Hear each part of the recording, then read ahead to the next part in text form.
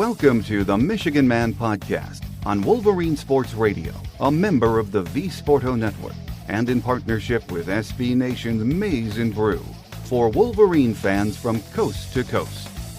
Go Blue, and welcome to the show. I'm your host, Mike Fitzpatrick. With us on our final preview show before we kick off another season is senior editor John Borton from the Wolverine magazine. I'm getting the show published a few days ahead of schedule this week because of the big NCAA news from Friday. By now, we have all heard and read what the penalties are for Signgate, and I'm also sure we'll be hearing about it for a long time to come. Michigan fans are pleased, for the most part. Those in Columbus, East Lansing, and others like them that wanted the hammer to drop are deeply disappointed. If you peruse the internet, you know what I mean. A large cloud has been lifted from the program, and while it isn't over with, we can now fully turn our attention to Team 146 and enjoy the season without that hanging over our heads. At his most recent presser, Sharon Moore talked about how it's going for his team and how happy he's been with them in camp. Good, I love this team. I love the passion, I love the energy, I love the togetherness, that we're going to be a really physical football team. I love our coaches, love our staff. I learned that we're going to be explosive on both sides of the ball, and it's going to come from different positions at different times. I learned that they like to have fun together. You know, those are the things I really learned about our team, and there's different intricate details of, you know, the scheme and position battles and all that, but overall for me, when I looked at it, I expressed to the team how much I love them, how much I thought how good I think this football team can be and where we can climb to. Sharon had a big smile on his face while discussing the offensive line. Big shout out to Grant Newsome and what he's done with that group, and Coach Gilbert, and Marukian, and Coach Castillo.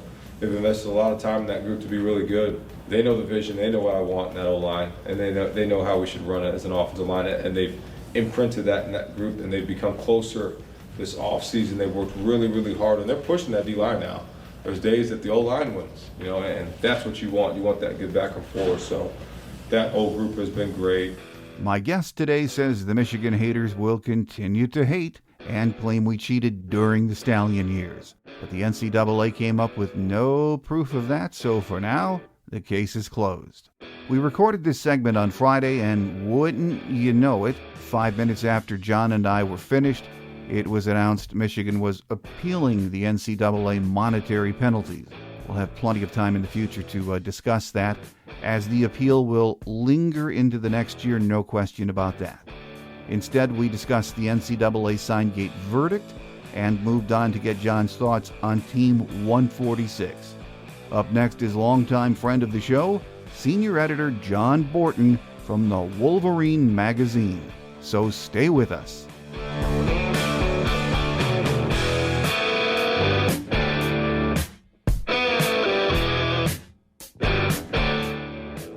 Joining us today to talk about, you guessed it, the NCAA investigation being concluded, but also some talk about the upcoming season, is senior editor John Borton from the Wolverine magazine. Great to have you back, John. Great to be with you, Mike, and it's that time of year where it's fun to be talking about football, and certainly the NCAA ruling allows us to talk a lot more about football without the that cloud hanging over anymore. I think everyone will agree it's good to get that out of the way. Of course, the decision coming down on Friday. Anything there you didn't expect to see, John? No, not really. I mean, it's very much in line with what we've at the Wolverine.com been calling for really months. We expected the suspension, part of which Michigan had already self-imposed. We expected a hefty fine. And, you know, the biggest thing that was expected to not happen was, you know, no vacated games, nothing touches the championship, no postseason bans, any of that stuff. So basically, yes, you take a little hit, and there's some recruiting and restrictions in the coming weeks and months, but for the most part, it's done. you take the hit and you move on. You play football. For a lot of Michigan fans, even this punishment, and I've been hearing it all morning, was too much. But for a lot of others who, let's classify them as the haters or people outside of the program, it wasn't enough. And, I'm afraid after reading the decision and listening to what various analysts are saying, no one is going to be happy, are they? No one completely. Certainly not anyone in Columbus or East Lansing. No. Because they were expecting, the craziest of them were predicting something along the lines of the death penalty and, all of anyone associated with Michigan football getting their fingernails pulled out by pliers. It was never realistic. Here's the day. We heard for months, the hammer is going to fall. The hammer's coming. Well, the hammer here gave you a little gentle tap on the wrist, and in the big picture, in my mind, because we knew about the fact that the NCAA was not going to come out of this without exacting something, and they certainly offered to show cause rulings for Jim Harbaugh, for Connor Stallions. But even there, you look at that and, Jim Harbaugh now can't come back and coach in college, which he wasn't going to do anyway. He's stuck making $20 million a year living in Southern Cal and coaching in the NFL where he wanted to be anyway. He and Connor, I'm sure they are none too worried about this. They might have a few things to say in the future, and that will be interesting. I guess But what the NCAA was saying, their premise from day one was, the Connor scheme might have been actually used by the coaches and the team to gain an advantage. And in the end, it doesn't say that in the document. If it does, it's veiled. But that is, I think, the only thing that the haters, and again, you mentioned Columbus and East Lansing, that's really what they wanted to see, wasn't it? Oh, absolutely. They wanted, this heinous cheating exposed and thank goodness that Connor Stallions is out of football now, because now no one will ever again steal signs. Which we know is not true. What the thing about it is, we know that Ohio State had Michigan signs in 2018 and 2019. Look at the results there. Connor Stallions, did he take it to the next step? Did he hire some folks to advance scout? Yes, he did. And if you think nobody else does that, then you're showing how naive you are with regard to football and the machinations thereof. It's just one of those deals where, yes, the people that hate Michigan wanted to see just this death penalty type of situation. And it was never realistic. It was never going to be. You had the president of the NCAA saying over a year ago that Michigan won the championship fair and square. There's no doubt about that. And so all those that wanted to see some kind of a raid on Schembechler Hall to pull away the championship trophy, they're just going to have to be disappointed. Yes, they are. And so in a way, the Signgate saga is over, or maybe it's not. I know a lot of people are going to want to know who got this entire investigation started. Where did that come from? We've heard all along there are several people that might have whispered in the NCAA's ear. That's a story that might follow in the coming weeks and months. And then, of course, as I mentioned a minute ago, you've got Jim Harbaugh, Connor Stallions, who I'm sure will try to defend themselves either in the court of public opinion or, who knows, maybe in the civil courts. Maybe, yeah. Those are the other shoes to drop, and I'll be there for it. Certainly. I find Connor Stallions a very interesting guy, an interesting listen anytime that you hear from him. And Jim Harbaugh, I wouldn't expect him to hold anything back at this point. No. Now on the NCAA, there's no question in my mind that the NCAA wanted him out. He was a threat to their business. He was an advocate of the payers getting a bigger share of the pie, and they certainly have gotten that. And when you talk about the source of all of this with the NCAA, yeah, I've heard some very interesting things myself. I wonder to the degree to which Michigan will pursue that and get some things out in the public. But if they do, I would say it might open a few eyes. Well, we will see in the coming weeks and months. It's a story that has legs, I'm afraid, as we say in the business, so we'll stay tuned. But let's, for now, for a couple of minutes, switch gears to a much happier topic, and that's the coming season, which isn't that far away. And I think at this point we're all accepting and expecting that Bryce Underwood's going to be under center in the opener against New Mexico. It is a big part of the reason for high expectations surrounding this team. And we know he's had his wow moments in practice, some not so wow.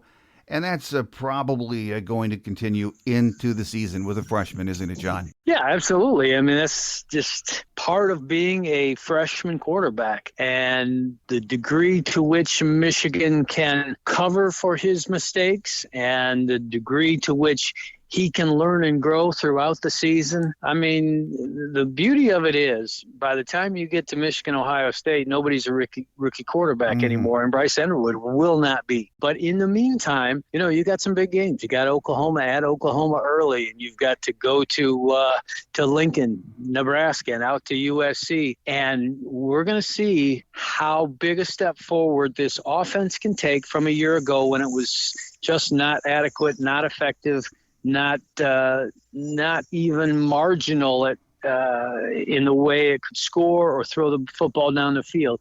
You're talking about a 5-loss season that could have been a 10-2 regular season had you had even a little bit of ability to throw the football effectively, which you did not. And I think that's going to change this year. Not only do you have a new offensive coordinator in Chip Lindsey, he's got a lot more to work with, talent-wise, with Bryce Underwood, with backups that they've brought in that are more experienced, have been on the field. You've got a pair of really good running backs. You've bolstered your receiving core. Question becomes, can that offensive line take a big step forward? That's to me, that's going to determine the offense and really the season. Because if this offensive line can get better, then all of a sudden you've got a running game that takes the heat off the quarterback, and you've got the kind of protection that gives him a chance to see the field and hit some of these receivers. So, I spent a fair amount of time the last few days with a former Michigan offensive lineman, Doug Skeen, that knows what it takes to get it done in the Big Ten, 5-time Big Ten champion, 5 rings. And you ask him, and he says it's no different now than it is then. The offensive line's got to make it happen. Oh, yeah, that will never change. And I have every confidence Chip Lindsey, having been around as an offensive coordinator for a long time, will have an offensive game plan that's going to bring Bryce along. But the main contributor to his success will have to be that offensive line. No question about it. So coming to Mexico, everyone's interested in seeing Bryce Underwood, but the group I'm going to be focused in on is that offensive line because, as you said, if they are better this year, that, as we know from watching football for a long time, can cover a multitude of sins with any offense and also be a young quarterback's best friend, can't it, John? No question about it. And I think this line has got the experience, got the basic skill to get it done.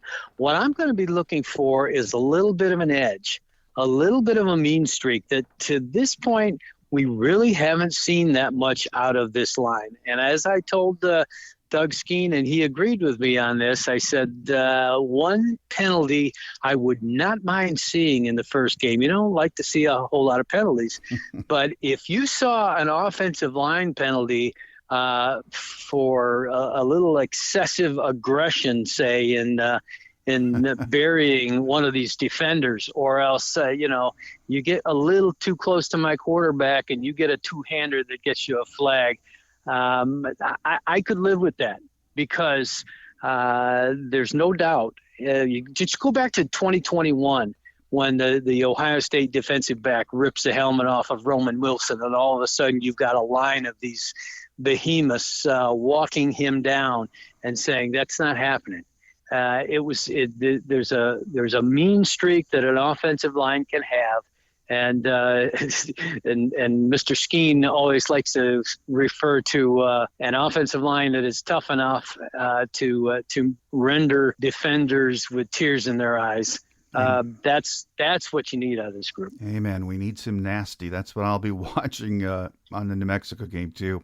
Over on the other side of the ball, though, John, I'm trying hard to find areas to be concerned with. And, you know, people do talk about the secondary, but even looking at the personnel that we're going to be putting out there, I'm not so concerned about that either. But if as a unit they are as good as we think they are, you know, that alone is another thing to keep in mind while we're watching this young offense develop. That defense alone could keep Michigan in a lot of games this year and win a lot of games alone. Oh, there's no question about it. And the initial thought from some people is, oh, my word, you don't have Mason Graham and Mr. Grant there up front that are early NFL first-round draft picks and all that. I'll tell you what, they've got the depth they've got up there. I talked to Rayshon Benny after the spring game, and he's one of the stalwarts up there. He said the depth on this group he likens to 2023 in Michigan's ability to roll guys out there 10 deep on that four-man front. They are very, very talented, very, very skilled. You've got great linebacking, very experienced, led by Ernest Hausman and Jayshon Barham. What you have is a menacing front seven. I think that's going to be not only one of the best in the country, but the type of they'll exert themselves to the extent that you're going to buy some time for that secondary to grow up. And we hear indications in some ways that it's already growing up. Good reports of Jair Hill taking a step forward at one of those cornerbacks. And, you know, we've seen some of those other guys back there that were solid last year, younger guys coming on. Rod Moore remains a question mark. You know, it'd be fantastic to see him at safety like he was a couple of years ago. You don't necessarily have that yet from everything that I hear, but I still think the dominance of the front is going to buy time for those guys in the secondary. I don't think there's any question about that. Another area that I wanted to get your input on, one that just doesn't get discussed as much in the preseason, but it impacts us every week, is the kicking game.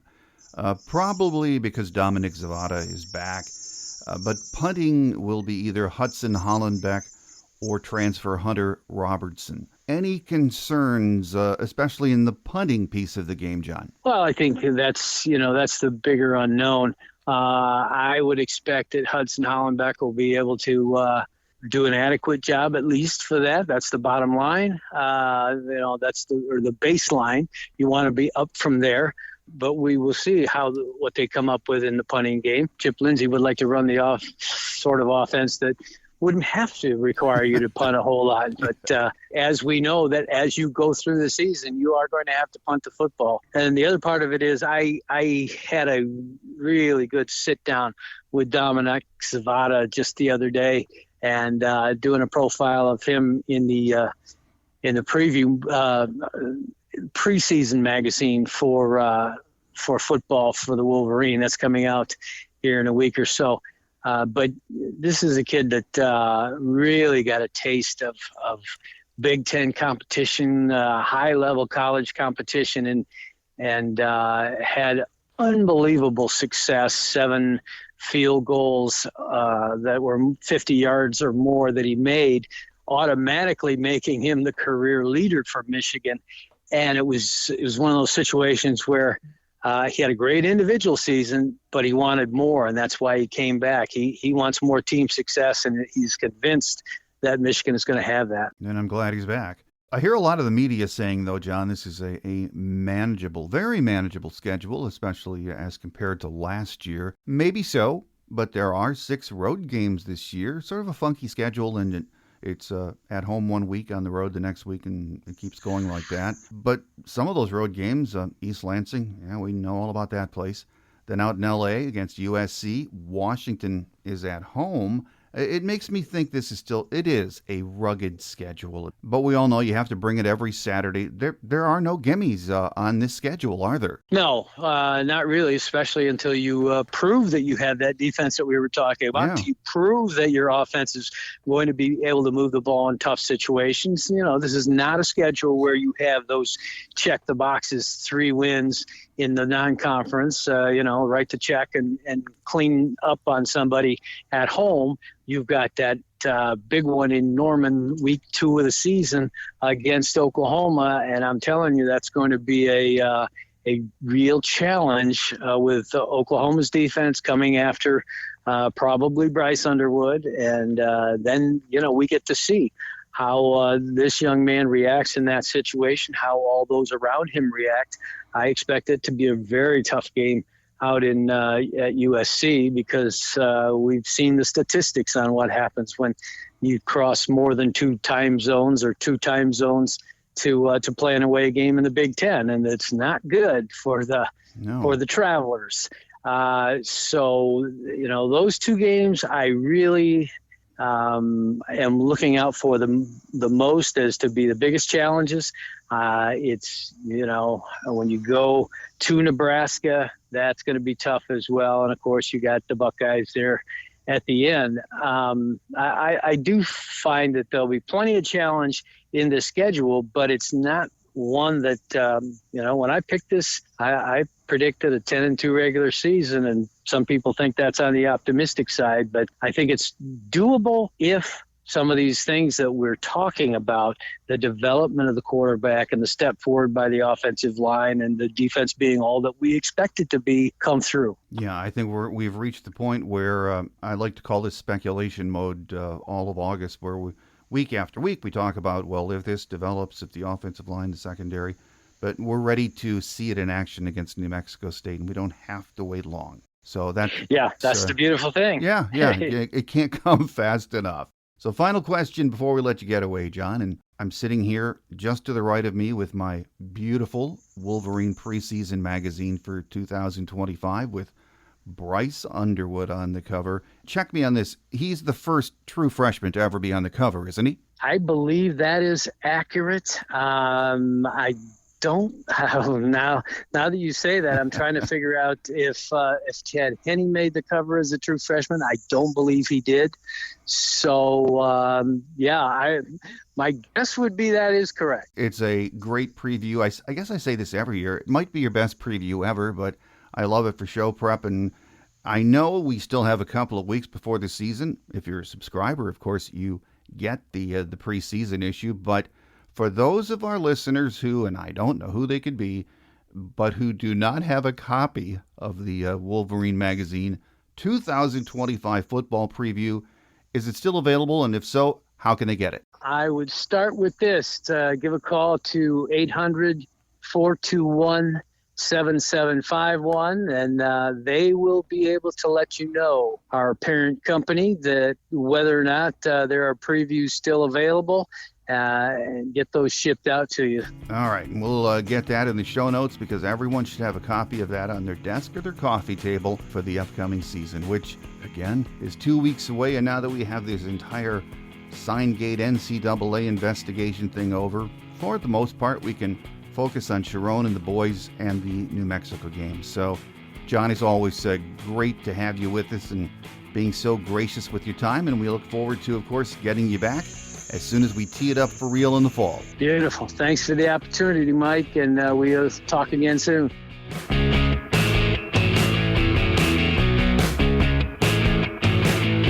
On Quick Hits today, this week we begin the last week of camp. Next week will be game day preparations for the opener with New Mexico. Sharon addressed injuries at his most recent presser and said other than the normal bumps and bruises, the team is in very good health. Let's hope it stays that way. Next week, we get back to our season schedule of 2 shows a week. On Tuesday, our Visitors Edition will always have a writer or play-by-play guest from the opposing team. For the opener, we'll be joined by Sean Reeder, who is the beat writer for the Lobos with the Albuquerque Journal. He is also a Spartan, so that should be interesting. Then on Thursday's Michigan Game Day show, we will hear from the angel of the big house for the first time this year, beat writer Angelique Shengelis from the Detroit News. So make sure you join us as we get ready to kick off another, what we hope, is an exciting season of Michigan football. That does it for now. I'm your host, Mike Fitzpatrick. Have a great Wolverine week, everyone. Until we meet again, take care, and as always, go blue. Thanks for joining us today on The Michigan Man, here on Wolverine Sports Radio, a member of the V Sporto Network, and in partnership with SB Nation's Maize and Brew. Our listener lines are open 24/7 for your calls at 313-263-4842. That's 313-263-4842. Or email us at themichiganmanpodcast@yahoo.com. That's themichiganmanpodcast@yahoo.com. The Michigan Man Podcast is produced at the studios of Robin Lynn Productions, Allen Park, Michigan, and is not affiliated with the University of Michigan. Go Blue!